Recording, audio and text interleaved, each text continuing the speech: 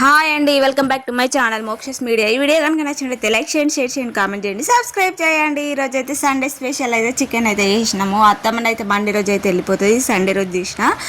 ఈరోజు అయితే బిర్యానీ అయితే వేస్తున్నా చూడండి. నేను ఎలా వేస్తున్నాను అయితే ఇందులోనైతే ఫస్ట్ చికెన్ అయితే ఫ్రై చేసుకొని పక్క పెట్టుకున్నాకనైతే నేను చికెన్ మసాలా ఇంట్లోనే వేసుకుంటుంది. అయితే ఇంట్లో వేసుకున్న మసాలా వేసినాకనైతే దాంట్లో మన హోల్ గరం మసాలాలు ఉంటాయి కదా, చెక్క లవంగ ఇలాచి సాజీరా అవన్నీ ఉంటాయి కదా, అవన్నీ అయితే వేసుకున్నాకనే దాంట్లో కారము, ఉప్పు, అల్లం వెల్లిగడ్డ పేస్టు, ఇంకా ఏంటిది పసుపు, నిమ్మకాయ ఇవన్నీ వేసుకొని అయితే కలిపినాక దాంట్లో ఆనియన్స్ అనేది వేసుకున్నా. అట్లా ముందు కలుపుకోవాలి, ఎందుకంటే మసాలా అనేది దానికి పడుతుంది అన్నమాట. అప్పుడే ఇక కలుపుకున్నాకనైతే నేను ఇది మనం ఆనియన్స్ అయితే వేసినాక దీంట్లోనైతే కార్డ్ అయితే వేస్తున్నా. ఇక్కడ నేనైతే కేజీ చికెన్కి హాఫ్ కేజీ పెరుగు అయితే ఇక్కడ వేస్తున్నా. హాఫ్ కేజీ కొంచెం తక్కువనే పోసిన.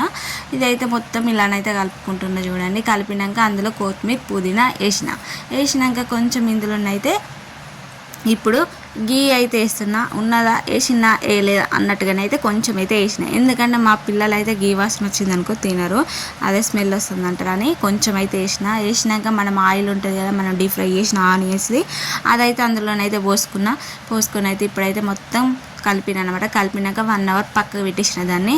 ఇంకా ఇప్పుడైతే రైస్ కోసం అయితే వాటర్ అయితే పెట్టిన. వాటర్ మసాలాతో అంటే ఇందులోనైతే గరం మసాలా అన్నీ వేసుకోవాలి, ఆకు ఒక్క లవంగాలు ఇలాచీలు అవన్నీ అయితే వేసినాక అందులోనైతే ఉప్పు మనమైతే ఎంత ఉప్పు వేయాలంటే మనం నోట్లో పెట్టుకుంటే ఉప్పు ఉండాలి, వాటర్ అలానైతే ఉప్పు వేసుకోవాలి. వేసుకున్నాక అందులో మసాలాతుంటే కొత్తిమీర, పుదీనాను అయితే వేసినాకనైతే ఇప్పుడు రైస్ అయితే వేస్తున్నా. అవి బాగా మసాలుతున్నాయి చూడండి, అలా కలర్ వచ్చినాక ఇప్పుడైతే కొంచెం ఆయిల్ చుక్క కూడా వేసిన, ఎందుకంటే రైస్ అనేది అతుక్కోకుండా ఉంటుందని కొంచెం అయితే వేసిన. ఇందులోనైతే కొంచెం నూనె చుక్క కూడా వేసిన అనమాట.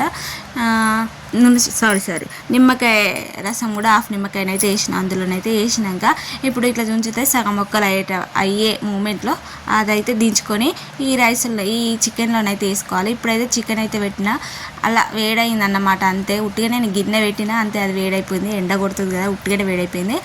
దాంట్లోనైతే ఇప్పుడైతే నేను ఈ రైస్ అయితే వేస్తున్నా చూడండి. వాటర్ లేకుండా తీసుకొని ఇలానైతే వేసుకోవాలి, మొత్తం ఇట్లా చల్లుకోవాలన్నమాట, సమానంగా అంతటా వేసుకోవాలి. ఇట్లా లాస్ట్లో చివరికి ఉంటుంది కదా, కొంచెం గ్యాప్ ఉంచేటట్టు చూసుకోవాలి, ఎందుకంటే అదంతా స్మెల్ అనేది ఆ రైస్కి పడుతుంది అన్నమాట. ఇప్పుడైతే ఈ వాటర్ ఏంటిది అనుకుంటున్నారా, ఇదైతే రైస్ వాటర్ ఉంటుంది కదా, మనము అన్నం చేసిన వాటర్ ఉంటుంది కదా, అదైతే ఒక చిన్న గ్లాస్ అయితే తీసుకొని అదైతే సైడ్లో పొంటి ఇట్లా పోసుకోవాలి. ఇప్పుడైతే ఆనియన్స్ అయితే వేసుకున్నాం మనం, ఇట్లా మొత్తం అయితే వేసుకొని దాని మీద కొత్తిమీర, పుదీనా. ఇప్పుడు దీంట్లోనైతే లాస్ట్లో నూనెనైతే వేసుకోవాలి.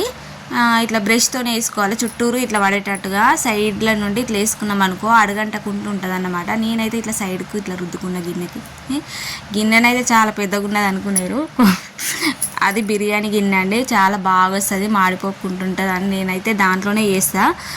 చిన్న గిన్నె తీసుకోవాలి. దీంట్లోనైతే ఇప్పుడైతే అయిపోయింది చూడండి, ఎలా ఉందో మా బిర్యానీ అయితే. ఇక్కడ చూడండి ఎంత బాగుంది. మొత్తం అయితే దీన్ని అయితే కలుపుతున్నాయి, ఎందుకంటే గ్రేవీ మొత్తం కలిపితే గ్రేవీ అంతా కలిసిపోతుంది. ఇంకా ఇట్లా పళ్ళెంలో వేసినప్పుడు వైట్ రైస్ పడుతుంది ఒక్కొక్కరికి, వాళ్ళ గ్రేవీ అనేది రాదని అయితే నేనైతే గిన్నెల్ని మొత్తం కలిపినాక అందరికైతే ఇలానైతే వేసుకున్నాం చూడండి. చాలా బాగుంది, చాలా సూపర్ ఉంది. టేస్ట్ అయితే చాలా సింపుల్గా ఉన్న ఐటమ్స్తో చేసిన నేనైతే, చాలా బాగుంది. నచ్చితే ట్రై చేయండి నేను చెప్పిన విధంగా. ఇప్పుడైతే చూడండి తింటా ఉన్నాము. ఇక్కడ అయితే ఆనియన్స్ కట్ చేసుకొని